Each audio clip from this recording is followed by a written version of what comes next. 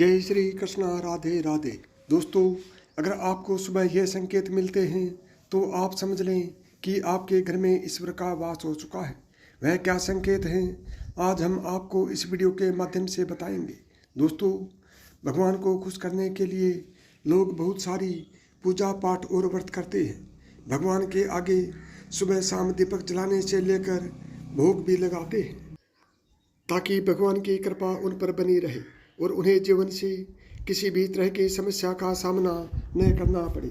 यह तो हम सभी जानते हैं कि भगवान की पूजा और अर्चना करने से वह हमसे प्रसन्न होते हैं, पर क्या आप यह जानते हैं कि वह हमें इस बात का भी संकेत देते हैं? तो आइए जानते हैं इन संकेतों के बारे में, जो आपको यह बताते हैं कि भगवान की विशेष कृपा आप पर है। दोस्तों, जब आप पूजा पाठ करते हैं तो ईश्वर का वास आपके घर में होता ही है, चाहे वह प्रत्यक्ष रूप में हो या अप्रत्यक्ष रूप में। वह जब घर में वास करते हैं तो आपको महसूस भी होता है। कई बार आप उन्हें देख भी पाते हैं। कई बार ऐसा होता है कि भगवान तो आपके घर में वास करते हैं, लेकिन आपकी कुछ गलतियों से वह लौट जाते हैं। आपके कुछ कर्मों से वह घर से चले जाते हैं, क्योंकि अक्सर लोग यह गलती करते हैं। वह कभी कभी पूजा पाठ करते हैं और फिर छोड़ देते हैं, फिर कुछ दिन बाद फिर से पूजा पाठ करते हैं और फिर उसे छोड़ देते हैं। तो यह सब सही बात नहीं है। इससे ईश्वर आपके घर से चले जाते हैं। बहुत से लोग ऐसे भी होते हैं जिनके घर में ईश्वर तो वास करते हैं, लेकिन उन्हें स्वयं ही इस बात का पता नहीं होता और वह स्वयं उनका अपमान करके उन्हें वापस भेज देते हैं। वह हमेशा यह कहते रहते हैं कि मैं ईश्वर की पूजा तो रोज़ करता हूँ, लेकिन तब भी ईश्वर मेरा साथ नहीं देते हैं। तो आपके ये सभी शब्द ईश्वर को रुष्ट करते हैं। तो इसलिए आपको आज हम वह संकेत इस वीडियो में विस्तार से बताएंगे, जिससे आप स्वयं जान पाएंगे कि ईश्वर आपके घर में आ चुके हैं। तो आइए जानते हैं इस वीडियो के माध्यम से। अब जान लेते हैं वो कौन कौन से संकेत हैं। नंबर 1, जब आप सो रहे होते हैं और ब्रह्म मुहूर्त में उठ जाते हैं। हर रोज़ आपकी नींद इसी समय खुल जाती है। साथ ही यदि ब्रह्म मुहूर्त में ही ऐसा कोई सपना दिखाई देता है, जैसे कि मंदिर में आप पूजा कर रहे हैं, मंत्रों का जाप कर रहे हैं, तो ब्रह्म मुहूर्त में देखे गए ऐसे सपने भी इस बात का संकेत होते हैं कि ईश्वर आपके घर में। नंबर 2, यदि आपको ब्रह्म मुहूर्त में शंख की आवाज़ सुनाई देती है, मंत्रों की आवाज़ सुनाई देती है, घंटियों की आवाज़ सुनाई देती है, या फिर कोई नया नाम, जैसे कि कोई आपसे राम राम कह रहा है, ऐसी आवाज़ अगर आपको सुनाई देती है तो यह दूसरा संकेत होता है, जिससे ये पता चलता है कि भगवान आपके घर में मौजूद है। नंबर 3, जब भी आप सुबह सुबह नहा धोकर तैयार होते हैं, तब आपको एक अलग सी सुगंध आती है। यह एक अजीब सी सुगंध होती है जो आपके घर में किसी को नहीं आती, केवल आपको महसूस होती है। यह ना तो किसी इत्र की सुगंध होती है और ना ही अन्य किसी अगरबत्ती या अन्य किसी चीज़ की, बस आपको अजीब सी महक आती है। यह सुगंध आपके मंदिर घर में से आती है, अर्थात अब ईश्वर घर में जिस जगह होगा वहीं आपको यह महक आती है। और जितना आप अपने घर के मंदिर के आसपास जाते हैं, उतनी आपको महक ज़्यादा आती है। दोस्तों, यह महक देवी देवताओं की होती है, जिससे आपको पता चलता है कि ईश्वर आपके घर में वास कर चुके हैं। और जब नकारात्मक ऊर्जा का आपके घर में आगमन होता है तो आपके भीतर दुर्गंध आने लगती है, लेकिन जब ईश्वर का वास होता है तो सकारात्मक ऊर्जा का प्रवेश होता है, तो आपको सुगंध आने लगती है। यह महक बहुत ही अच्छी होती है, प्यारी सी होती है, मीठी सी होती है, जो आपका मन पूरी तरह से मोह लेती है। नंबर 4, जब भी आप पूजा करने जाते हैं, तब इस समय यदि कोई जीव, यानी कि कुत्ता, बिल्ली, गाय या फिर अन्य कोई भी व्यक्ति भिक्षु आपके द्वार पर आ जाता है और यह आपके साथ हफ्ते में 3-4 बार लगातार हो रहा है कि आपके पूजा करते समय में ही वह आ रहे हैं, तो इसका मतलब है कि ईश्वर आपके घर में दस्तक दे रहे हैं। उनका आगमन हो रहा है, क्योंकि जो गाय होती है वह भी माता का स्वरूप होती है। कुत्ता भी भैरव बाबा का प्रतीक माना जाता है। या फिर कोई अचानक आता है तो वह भी ईश्वर के किसी न किसी रूप में आ रहा है। तो हमें कभी भी उन्हें भगाना नहीं चाहिए, बल्कि उन्हें संतुष्ट करना चाहिए, अर्थात उन्हें भोजन करवाना चाहिए।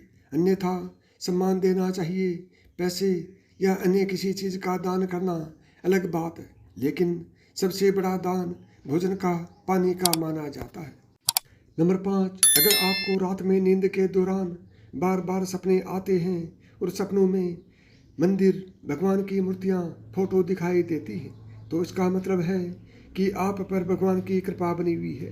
कई बार ऐसा होता है कि आप किसी चीज़ को लेने के लिए आगे बढ़ते हैं, लेकिन लेते वक्त आपके मन में उसे लेकर कुछ शंका आ जाती है। सब कुछ ठीक होने के बाद भी कुछ ऐसा होता है कि हमें किसी फैसले को लेने से मन रोकता है। इसका मतलब यह माना जाता है कि आपके साथ किसी देवी शक्ति का आशीर्वाद है। नंबर 6, जिन लोगों पर भगवान की कृपा होती है, वह अमीर हो या गरीब, उन्हें हर जगह सम्मान मिलता है। अगर किसी को कम मेहनत करने पर भी सफलता हासिल होती है, तो यह भगवान की ही कृपा की निशानी है। भगवान उन्हें हर परेशानियों से बचा लेते हैं। जिन लोगों से भगवान खुश रहते हैं, वह हर परिस्थिति में खुश रहते हैं। उनके जीवन में भले ही कितने भी दुख क्यों ना हो, वह हमेशा खुश ही रहते हैं। उन्हें कभी भी किसी भी चीज़ की कोई परेशानी नहीं होती और परेशानियों से डर भी नहीं लगता। वह हर मुसीबत को आसानी से पार कर लेते हैं। नंबर 7, उल्लू देखना। हिंदू धर्म में उल्लू को काफ़ी अहम दर्जा दिया गया है। उल्लू को माता लक्ष्मी का वाहन माना जाता है। लिहाजा यदि आपको कहीं उल्लू दिखाई दे तो यह एक बेहद ही शुभ संकेत माना जाता है। किसी जगह अचानक उल्लू दिख जाए तो समझ लीजिए कि जल्दी माता लक्ष्मी आपके घर में पधारने वाली है। नंबर 8, खान पान में आने लगा है अलग बदलाव। माता लक्ष्मी जब घर में आती है तो उस घर में लोगों के खान पान की आदत बदलने लगती है। कहा जाता है कि ऐसे घर में लोगों को भूख कम लगती है। खास बात तो यह है कि ऐसे लोगों को कम खाना भी पर्याप्त लगने लगता है। इसके अलावा ऐसे घरों के लोग नशा और मांसाहार से भी दूरी बनाने लगते हैं। नंबर 9, धन की देवी माता लक्ष्मी को साफ सफाई बहुत पसंद है।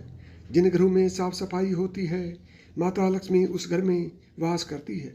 इसके अलावा माता लक्ष्मी को सफाई में इस्तेमाल की जाने वाली झाड़ू भी बहुत प्रिय है।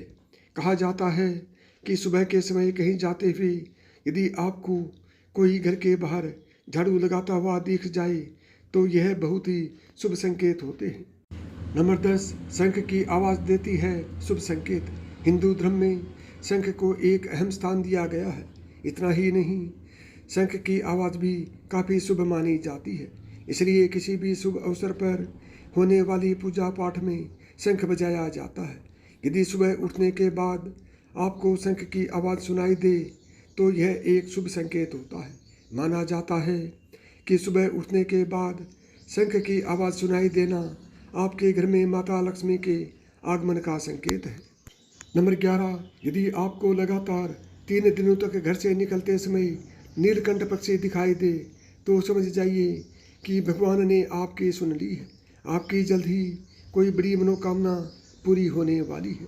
नीलकंठ पक्षी का दिखना महादेव की कृपा होने का इशारा होता है। यदि आपके घर के सामने अक्सर सफ़ेद गाय आने लगे या किसी दिन सफ़ेद गाय आपके घर के सामने आकर अपने बछड़े को दूध पिलाई। नंबर 12, यदि घर के मुख्य द्वार के आसपास चिड़िया घोंसला बना ले तो यह बहुत ही शुभ संकेत होता है। यह इस बात का प्रमाण है कि आपकी पूजा सफल हो गई है। चिड़िया और उनके बच्चे को गलती से भी मारें या सताएं नहीं, बल्कि उनके लिए दाना पानी रखें। यदि पूजा करते समय आप इतने भावपूर्ण हो जाएं कि आपकी आंखों से आंसू निकलने लगे तो यह इस बात का संकेत है कि ईश्वर ने आपके मन की पुकार सुन ली है।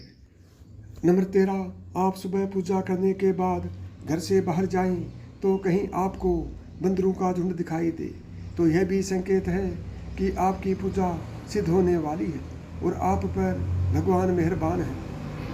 कोशिश करें कि उन बंदरों को भोजन दें। यदि आपके घर में बिना किसी अगरबत्ती, रूम स्प्रे या आर्टिफिशियल खुशबू के घर में खुशबू और ताजगी महसूस हो रही है तो यह समझना कि आप पर ईश्वर की कृपा है।